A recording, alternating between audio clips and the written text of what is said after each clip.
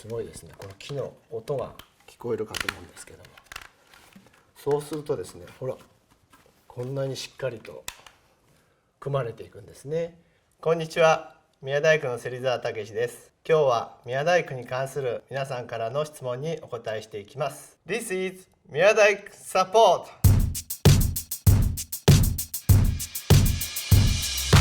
最初の質問はララララララララララさん。宮大工って何って言われた時、一言で答えるとするなら何て答えますか？お寺だとか神社ですね。それとこういった五重塔、鳥居だとか、そういったものの大きな建築物から、こういった賽銭箱のような小さなものまでをこう特殊な技術を使って、作っていくのが、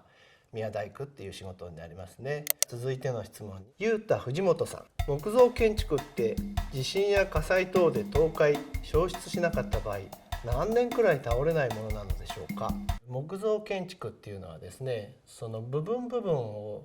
取り除いて、腐ったらですね、新しい材にこう取り替えたりすることができるような建築なんですね。私たちは今ですね、奈良に行くとですね、1300年前の法隆寺の姿を今の形にこう見ることができるっていうのはですね、300年経って材料が傷んできて建物が倒れそうになった時にですね、そこには修理をする人たちがいたんですね。傷んだ部分をですね取って新しい材をはめて、そうやってですね持ちこたえさせることができるのも一つの木造建築の特徴なんですね。そこに木材という木があって、そこに修理する人たちがいるとですね、もう半永久的にその形を我々はずっと目にすることができるんじゃないでしょうかね。大々なオレンジさん。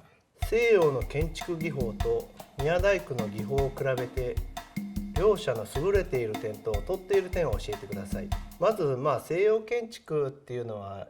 石の建築が多いのかな。日本の建築はですね、木材を使った素材を使った建築っていう風のが言えると思うんですね。木材を腐らせないようにするにはどうしたらいいか。ここに五重塔がありますけども、胴体は全部木材でできてるんですね。そして日本は雨も多い国ですよね。その雨や水から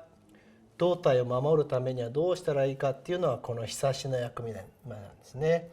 西洋の建築に比べると非常に軒を深くしてですね、胴体を守ってるんだっていうのがですね見て取れると思うんですね。木材っていうものを少しでも長く持たせようっていう、そういった劣っている点を技術を持って優れている点に変えていく、日本の伝統建築の良さっていうものが一つ言えるんじゃないかなっていうふうに思います。ベレッタな人さん。一般的な建築士が使わない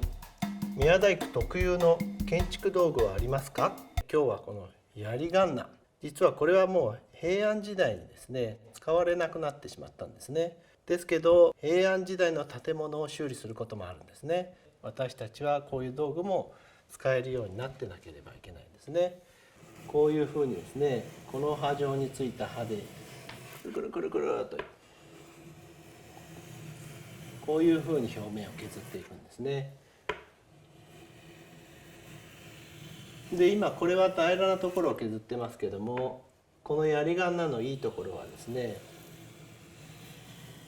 この刃がちょっと R になっているので、少し丸みを帯びたところとか形が不整形なところでもそこになじませて削ることができるんですね。丸い柱の表面も削れますし、それから少し社寺建築でいうと反りがついたようなところの部分だとか、当時の平安時代っていうのはわりかし原木のまま使ったりするんですね。それをしっかり成形するっていうことまでやらなかったので、わりかしボコボコしているものに対して表面を削っていくっていうことでいうと、とても重宝されたカンナなんですね。小安貝さん。今後技術の進歩によって機械が今と同じレベルの建築物を作れるようになると思いますか？これは大鉋っていう鉋なんですけども、表面を本当に滑らかに最後に仕上げていく。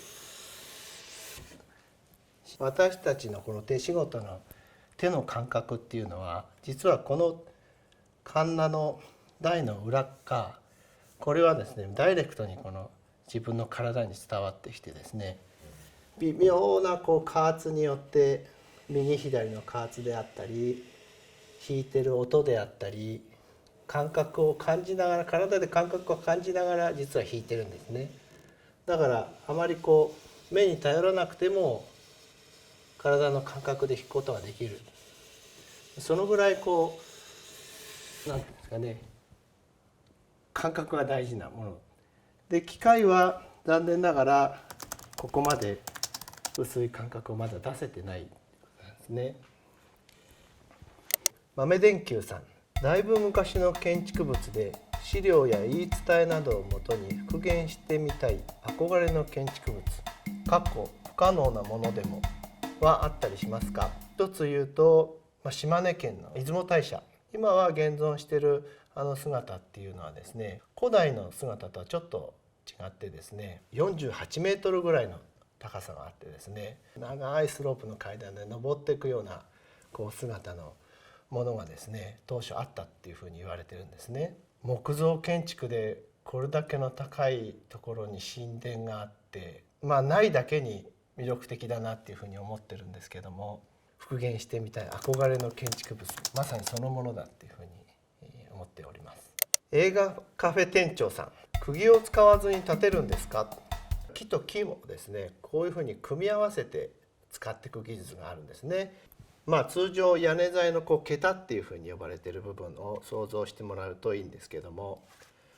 こういった複雑な形状にですねノコギリやノミを使ってですねまず加工するんですね。で通常入るはずがないところをですねこういうふうな具合でねじって入れていくわけですね。こういうふうに加工されたものがまた入っていく。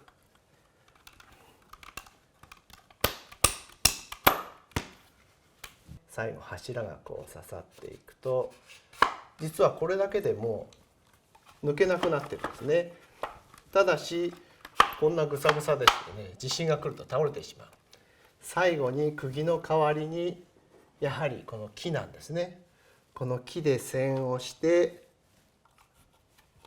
今加工されたものをしっかりと固めていく。すごいですね、この木の音が聞こえるかと思うんですけども、そうするとですね、ほらこんなにしっかりと組まれていくんですね。実はこれが本当のメインになっていまして、じゃあ釘は使わないのかっていうふうによく言われるんですけど、日本には古来からですね和釘っていうふうに呼ばれているものが実はあるんですね。これはもう1300年ぐらい前の法隆寺の建築にも使われていたようです。形も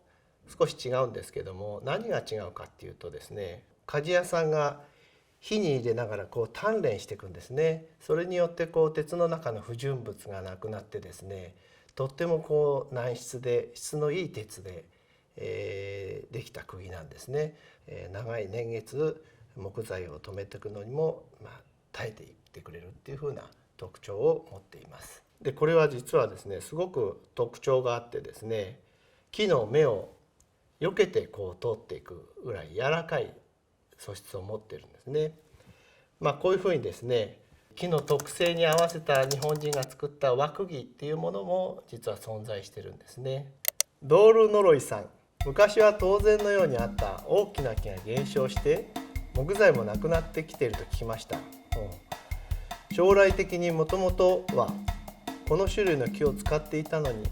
変更しないといけないといった議論はあるのですか。ちょうど飛鳥時代から平安時代にかけて、日本っていうのは寺院建築っていうのは発達していってですね、当然作れば作るほど木っていうのはなくなってくるものでしてね、とうとう平安時代の終わりには大木がもうなくなってしまったよっていう時代が来るんですね。その時に日本人はどういう工夫をしたかっていうとですね、また大陸の方から新たな建築の技法を輸入するんですね。今までのように大木を積み重ねてやっていく建築というよりも、わりかしパーツを小さめなものを数多く合わせて作っていくっていう風な建築が鎌倉時代ぐらいから盛んになっていくんですね。なので木がなくなってきたからもう作らないよっていうことではなくてですね、少し趣向を変えて、技法を変えてまた新たな木造建築の技術っていうのが発展していくっていうね。綿菓子さん、宮大工の方は何を基準にして一人前になれるのですか？私の考え方で言うと、一人前の定義っていうのはそもそも存在しなくてですね、私も自分でこの宮大工っていう職を選んで今やってみるとですね、分かりやすく言うと1300年先人たちがつないできた技術の、私がどう頑張って宮大工をやっても40年か50年ですね、現役でほんの一部でしかないんですね。それで先人たちの1300年の長い歴史の技術を習得できるかって言ったら、そんなことは絶対にありえない。ただしつなぐっていう意味で言うと、1300年の歴史をつないで